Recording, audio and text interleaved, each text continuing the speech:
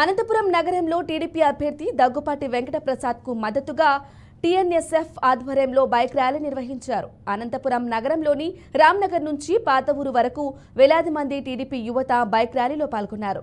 YCP ప్రభుత్వంలో నగరం అధ్వానంగా తయారైందన్నారు టీడీపీ అభ్యర్థి Daggubati Venkataprasad. Underground drainage తెస్తామని హామీ ఇచ్చిన వైసీపీ అభ్యర్థి అనంత వెంకటరామిరెడ్డి 5 ఏళ్లలో ఆ ఊసే ఎత్తలేదన్నారు. టీడీపీ ప్రభుత్వం అధికారంలోకి రాగానే అనంతపురం నగరంలో అండర్ గ్రౌండ్ డ్రైనేజీ తీసుకువస్తామన్నారు. భాగంగా బైక్లో ఆల్మోస్ట్ ఆల్ 3000 బైకులతో ర్యాలీ చేయడం జరిగింది.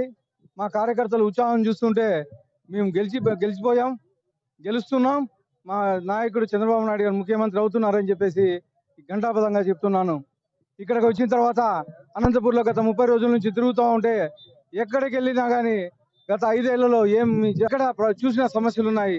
గత 3 రోజుల నుంచి నీళ్లు ప్రాబ్లం ఉన్నా కానీ కనీసం ఎవరే కానీ దాన్ని పట్టించుకున్న దాఖలాలు లేవు.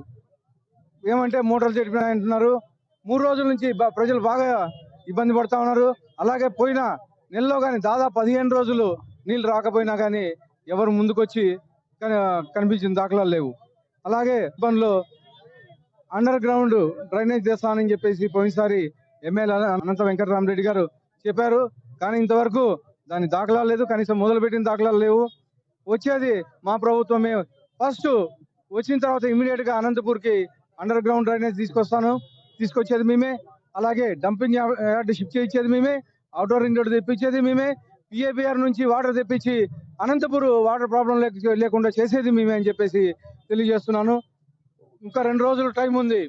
ప్రతి కార్యకర్త, తెలుగుదేశం కార్యకర్త కష్టపడి వీర సైనికుల్లా పోరాడి మన నాయకుడు చంద్రబాబు నాయుడిని ముఖ్యమంత్రి చేసుకుందామని చెప్పేసి తెలియజేస్తా ఉన్నాను. జై పవన్ కళ్యాణ్, జై బీజేపీ, జై జనసేన, జై తెలుగుదేశం. అనంతపురం అర్బన్ ప్రజలంతా మీరు